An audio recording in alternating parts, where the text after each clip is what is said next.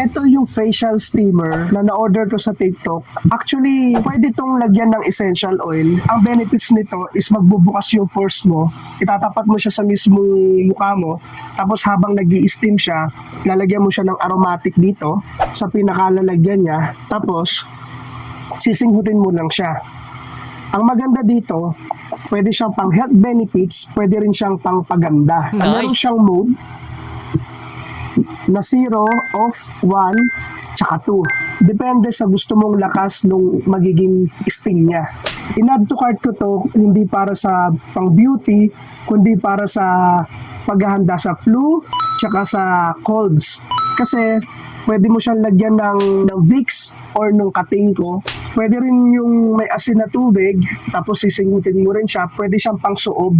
Uso kasi ngayon yung flu, tsaka yung colds. So, baka makatulong sa inyo to. Pwede siya sa matanda, sa bata. As long as i-consult nyo muna yung doctor bago nyo gawin.